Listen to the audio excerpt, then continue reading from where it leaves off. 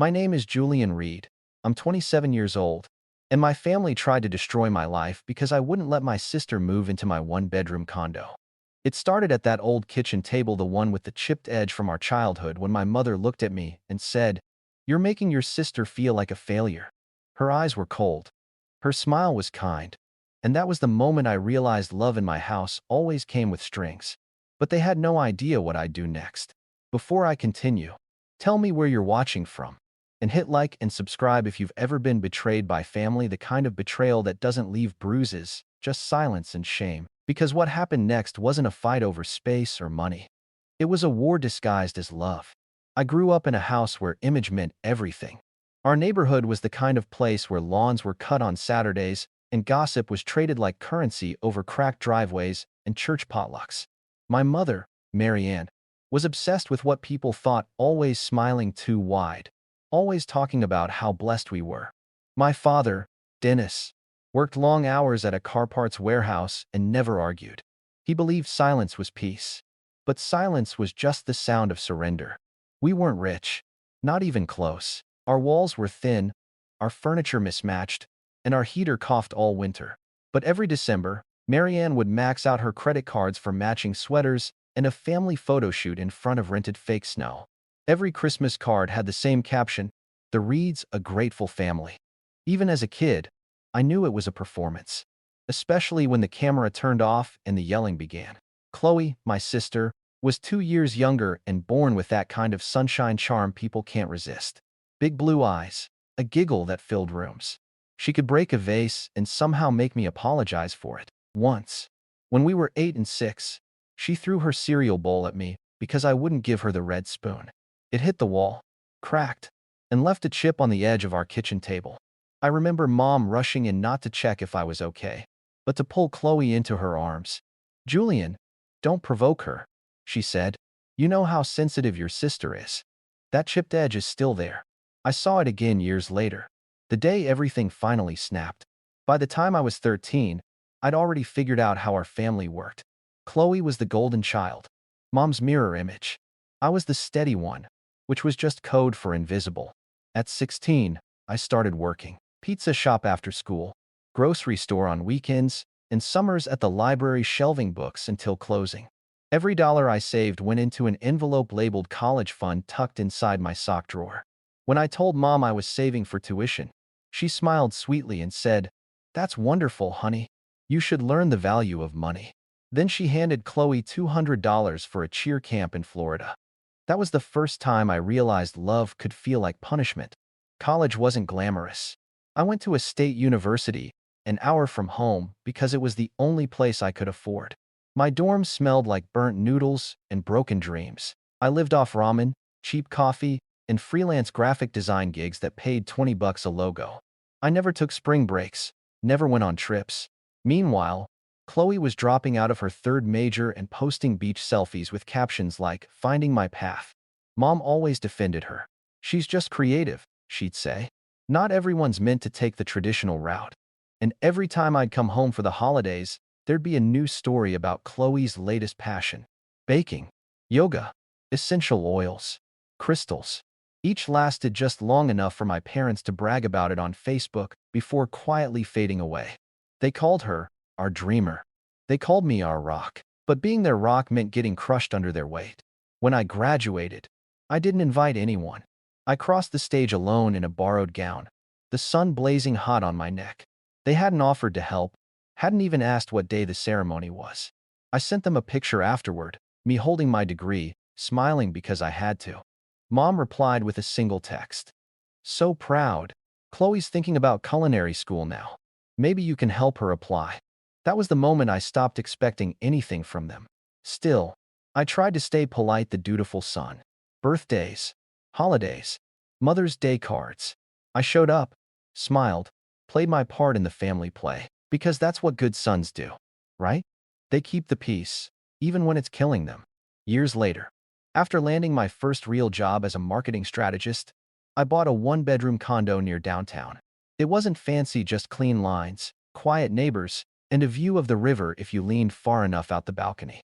I didn't buy it to show off. I bought it because for once, the roof over my head belonged to me.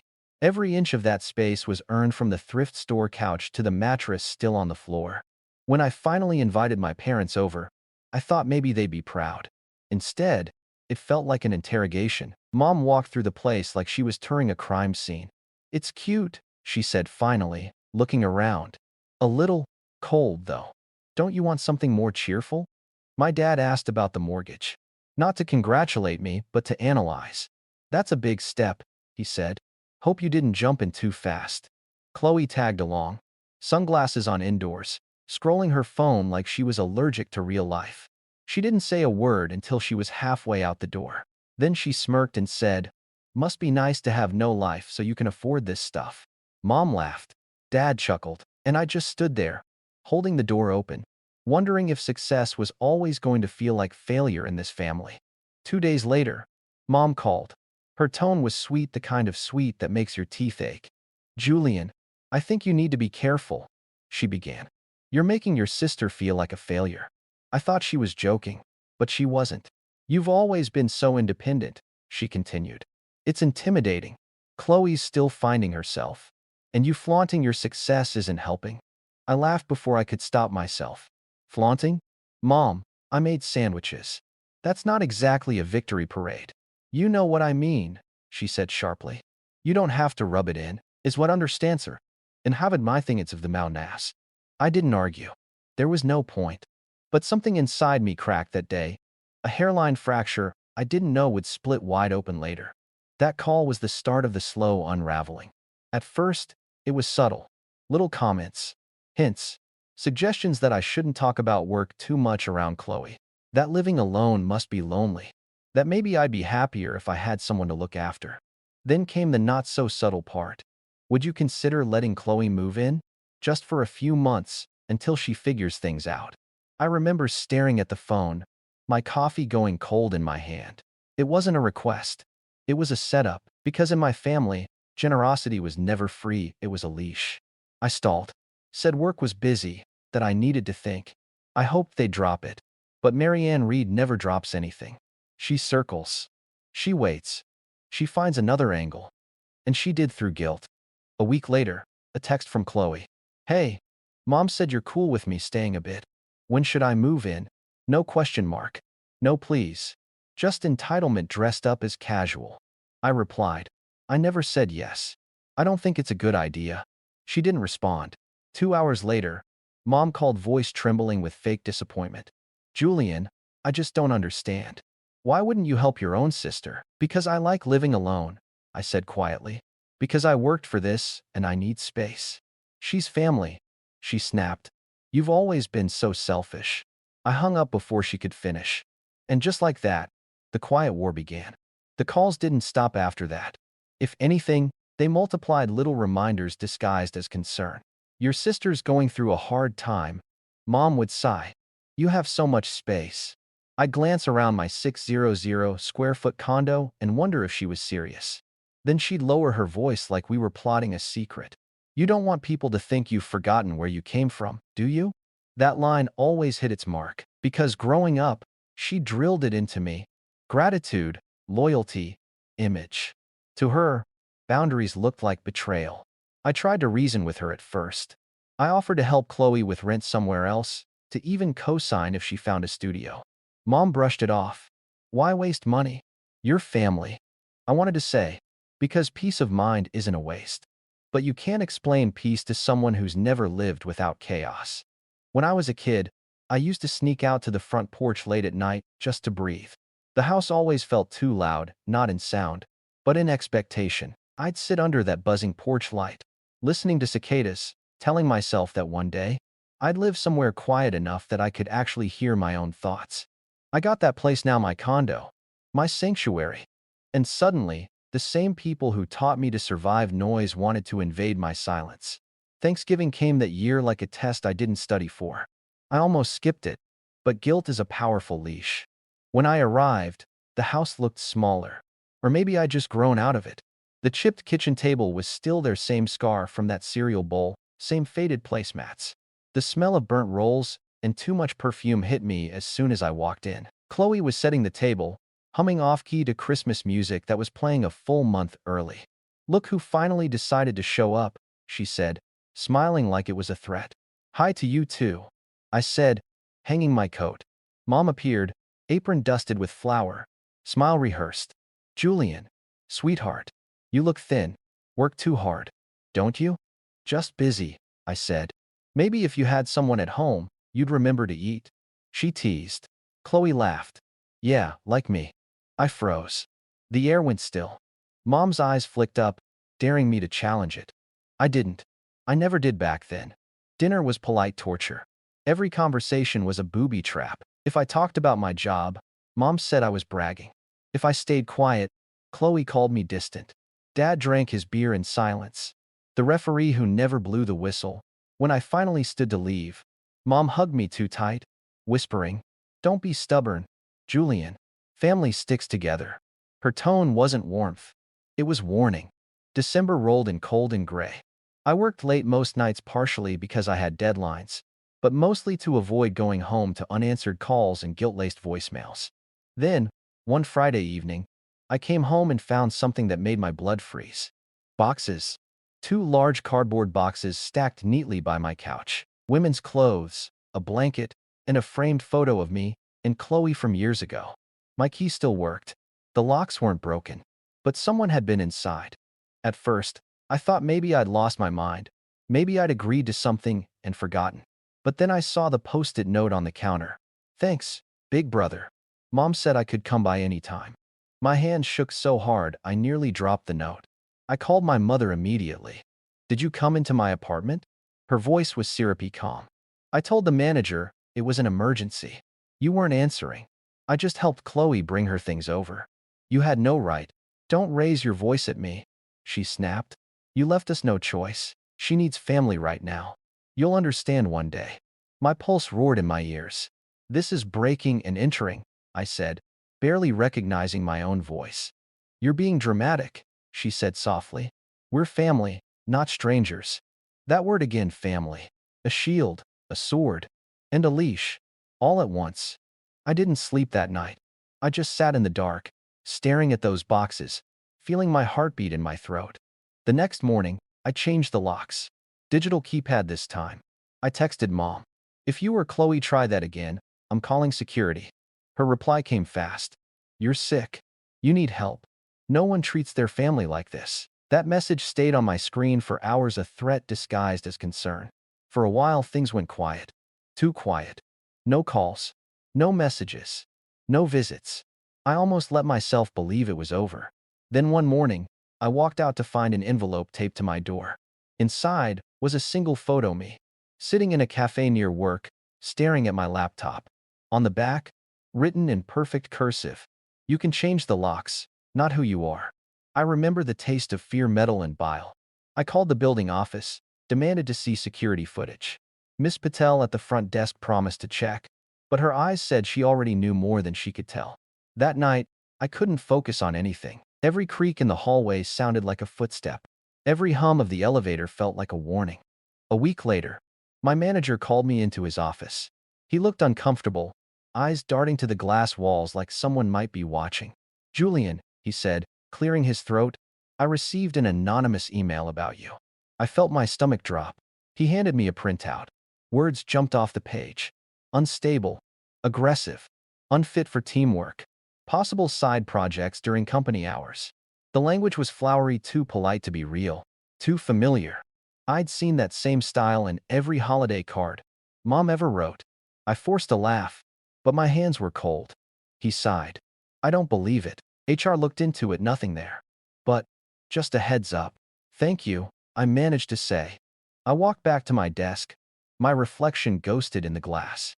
Somewhere, my family was watching me drown and enjoying the view. A few nights later, Derek, my college friend, came over. He dropped his backpack on the floor and said, "You look like hell." Family stuff, I said. He frowned. Your mom again? I nodded. He shook his head. Man, you need to start documenting this. Don't just survive it, record it. That sentence changed everything. From that day, I started keeping everything: screenshots, voicemails, texts, dates, photos. Not for revenge. Not yet. Just to remind myself I wasn't crazy. It was around that time I met Tessa. She was in HR, visiting from another branch, cheerful but sharp in a way that cut through pretense. We bonded over burnout jokes and terrible coffee. She noticed the dark circles under my eyes before I said a word. "You look like you haven't slept in weeks," she said. "I'm just dealing with family noise." She nodded knowingly. Noise can be louder than shouting. We didn't talk about it again.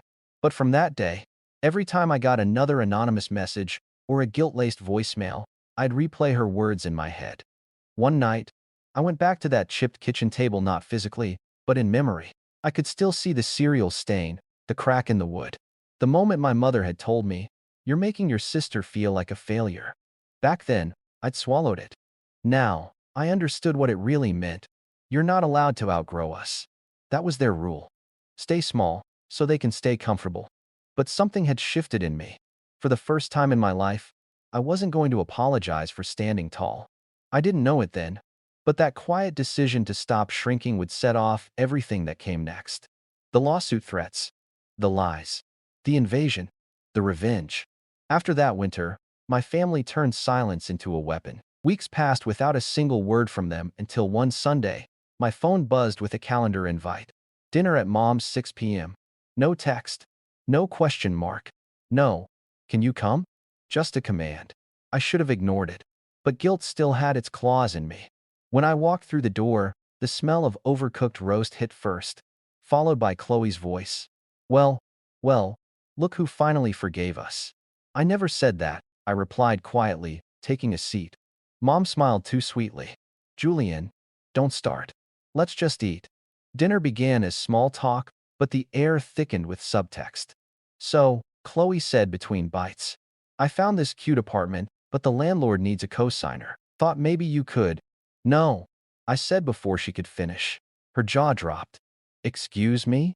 Mom's fork clinked against her plate. "Julian, I'm not co-signing anything," I said. "I'm not responsible for her choices." "You're her brother," Mom snapped. "Do you even hear yourself?" Dad muttered something about not ruining dinner, but his voice drowned under Mom's righteous fury. "You used to be kind," she hissed. "Now you're just cold." I looked at her across the table, the chipped edge of the wood catching my eye like a scar that never healed. "Maybe I finally learned it from you." That ended dinner. The next day, my phone lit up with messages from relatives I hadn't spoken to in years. "Aunt Linda, your mother is heartbroken. You've changed." "Cousin Jake, man, just help your sister. Family's all we have." Every message carried the same script, guilt wrapped in sympathy. I could almost hear Mom's voice behind each one. That's when I realized she'd started a campaign. A week later, a letter arrived, thick envelope, embossed seal. Inside, legal letterhead.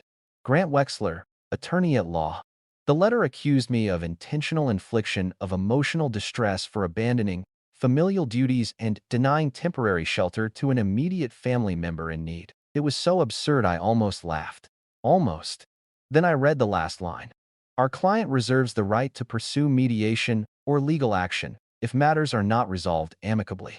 I called Samuel Ortiz, an employment lawyer I'd met through work, and read the whole thing aloud. He snorted halfway through. "This isn't a lawsuit," he said. "It's theater. But keep it. We'll call it Exhibit A, manipulation in writing." He told me not to respond, not to take the bait. "They want you emotional. Stay cold." I hung up feeling both relieved and sick, because my own mother had just tried to sue me for saying no. I didn't speak to them for 3 weeks. Then, one night, I came home to a faint smell of lavender. Not my detergent, hers. I checked every lock. Everything was still sealed, except the balcony door. The latch was slightly off, like someone had closed it too softly. My stomach dropped. On the kitchen counter lay a mug with lipstick stains. Next to it, a photo frame that used to be in my old room at their house. They'd been inside again.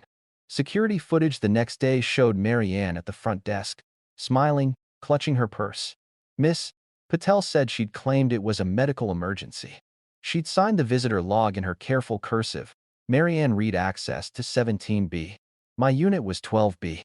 It wasn't a mistake. It was a lie, one she knew no one would question because she looked like every polite suburban mom who would never do something like that. When Miss Patel showed me the footage, I felt something shift inside. Not anger, clarity.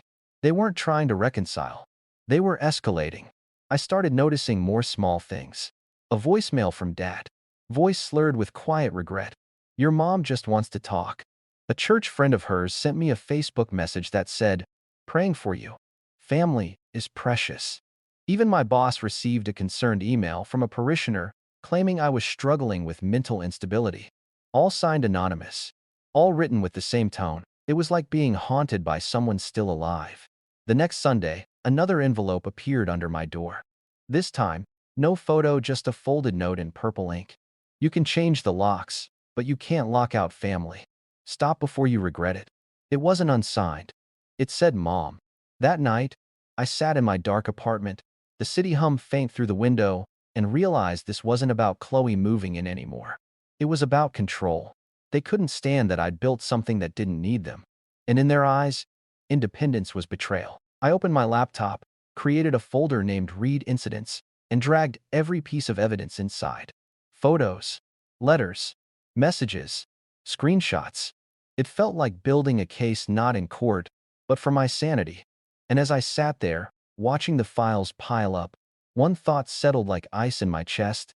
They think they're winning because I'm quiet. They don't realize silence is the sound of strategy. I didn't see Chloe again until early spring. I was heading home from work when I spotted her outside my building, leaning against the mailbox in a cropped hoodie, scrolling her phone. My chest tightened. She looked up, smiling like nothing had ever happened. Hey, big brother. Chloe, I said flatly. You can't be here. Relax, she said, brushing her hair from her face. I just wanted to drop something off. She handed me a small USB drive labeled tax docs. I didn't take it. What's this supposed to be? Proof Mom's right, she said, her smile twitching. You've changed. You think you're better than us. Then, she stepped closer, eyes shining. You used to care. Jules. When did you turn into this? Her tone cracked on this, like she was auditioning for sympathy. I didn't answer. I just walked past her into the building, keying the doors shut behind me. When I looked out the lobby window, she was already taking a photo of my car. That night, Derek called. She's posting again, he said. I opened my phone and saw it a brand new GoFundMe titled, Starting Over After Emotional Abuse. Her story was a fever dream of lies. Her brother kicked her out, isolated her, made her feel worthless. There was even a picture of a suitcase, one I recognized as mine, from a photo she took years ago. In 12 hours, it had raised over $2,000. I felt something between fury and disbelief. It wasn't just about money. It was narrative theft. She was weaponizing my silence. By Monday morning, my inbox was full again. Messages from people I hadn't spoken to in years. You should talk to your sister. She's hurting. This is sad, Julian. Don't let pride ruin family. Every message was another brick in the wall. She was building a wall where I was the villain, and she was the survivor. I went to Ortiz's office that afternoon with my folder. He scanned through the screenshots, the legal letter, the building footage request. He whistled softly. They're getting reckless. That's good for us. Us? I asked. Us, he repeated. You're not crazy. You're being harassed. Collect, don't react.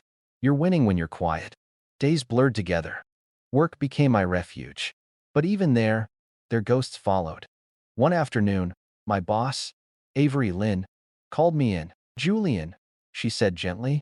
IT traced that anonymous email from last month. I felt the world tilt slightly. And she handed me a printed report. The sender IP belonged to Street Matthews Community Church Wi-Fi, my mother's church. The email was sent during their board meeting hours. Avery watched me closely. Do you want HR involved? I shook my head. Not yet. She nodded, sliding the papers back into the folder. When you're ready. That night, I stared at the report for a long time. The line between faith and control had finally snapped. They hadn't just violated my space, they'd tried to take my reputation. The next blow came from an unexpected place, the building management office. Miss Patel called me in quietly, sliding a clipboard across the counter. I think you should see this, she whispered. It was the log from the night my apartment was entered. Marianne Reed, emergency access to 17B. She pointed at the note beside it. But your unit is 12B. So, she lied, I said. Miss Patel's voice dropped. We're tightening access rules because of this. but you might want to speak to legal. That night, I poured myself a drink, opened every folder I'd kept, and started organizing. Emails, timestamps, screenshots, the GoFundMe timeline, even the photo of Chloe outside my building. I lined them all up on the floor like puzzle pieces. Somewhere between page 10 and 11, I stopped shaking. A week later, my father called. It was late, his voice gravelly. "Your mom's upset," he said.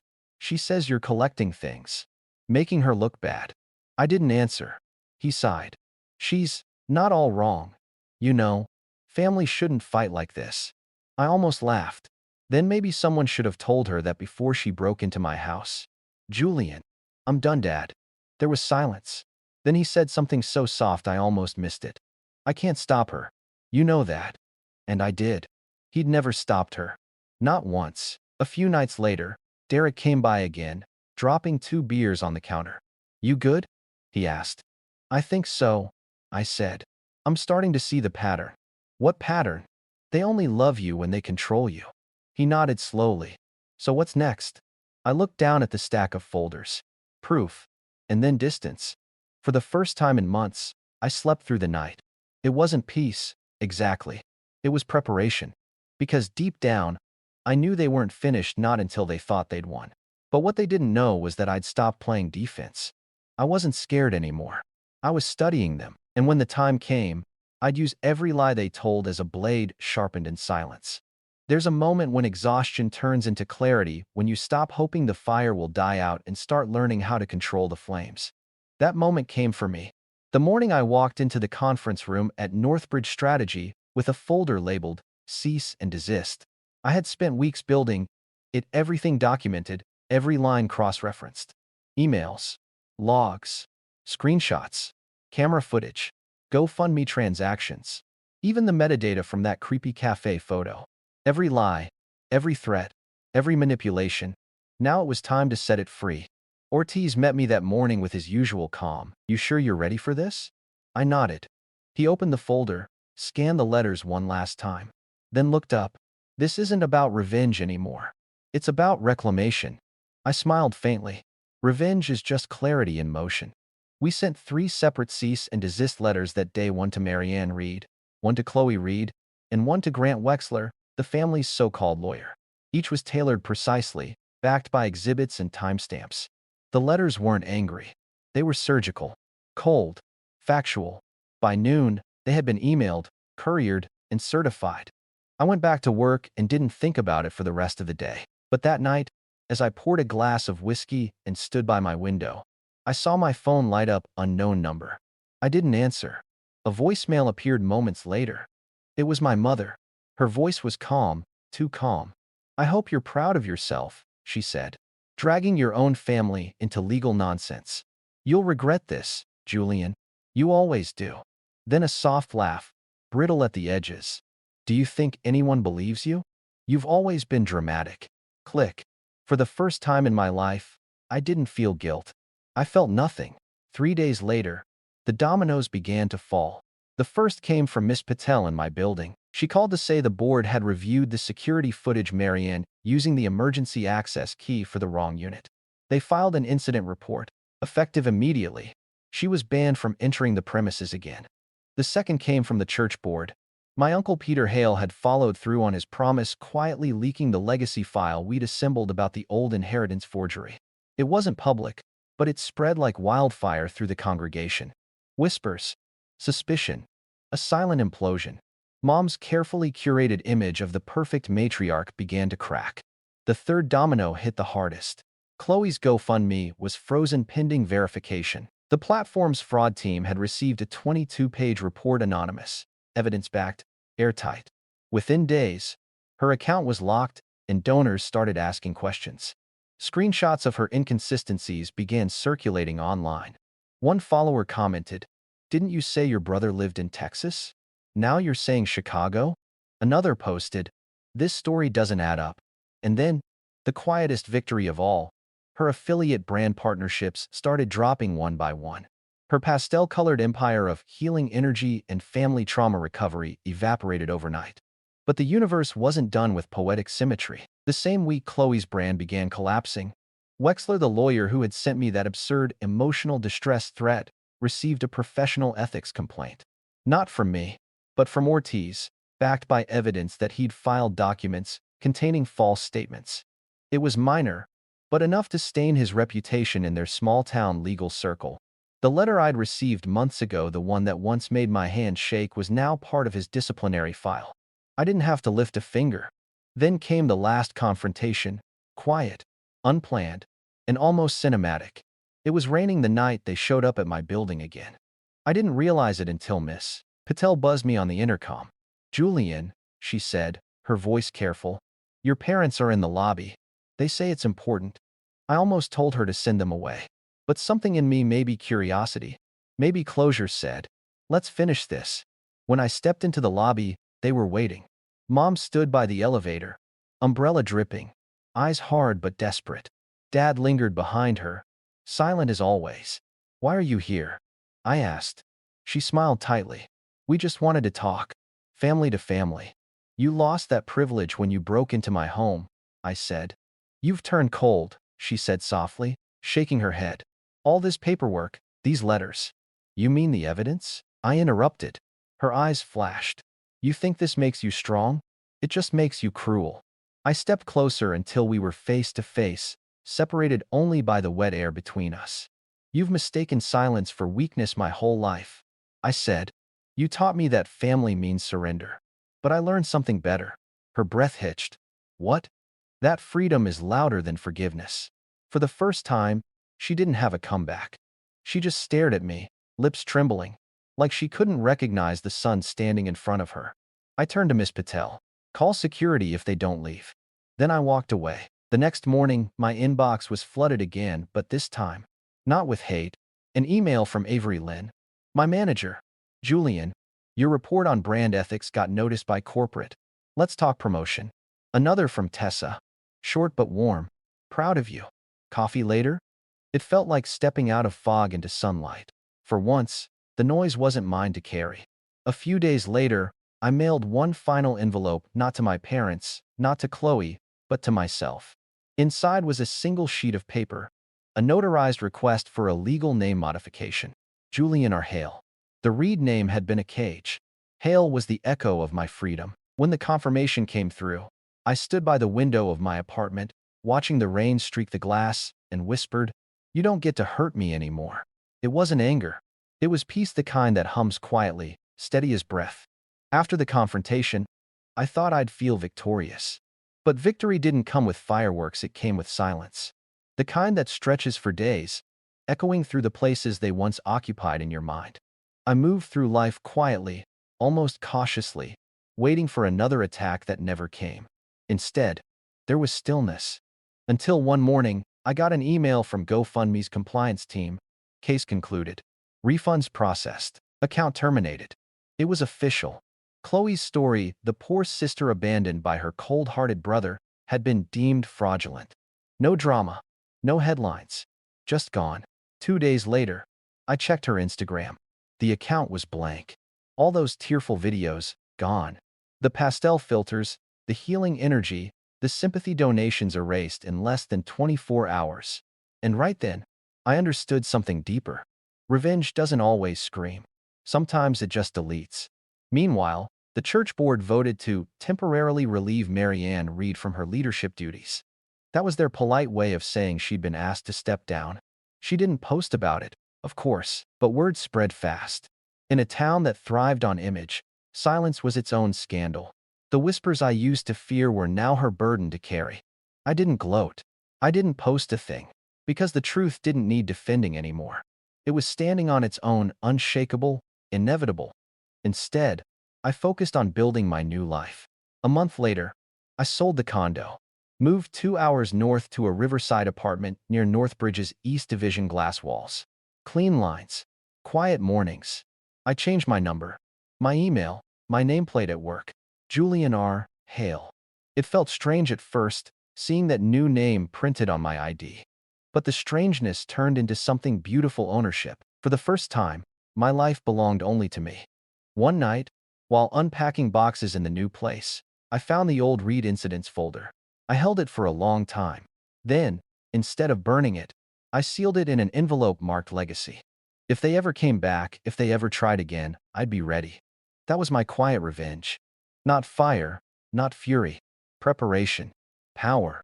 Because sometimes, the sharpest way to win is to walk away so completely that they can't even find the battlefield anymore.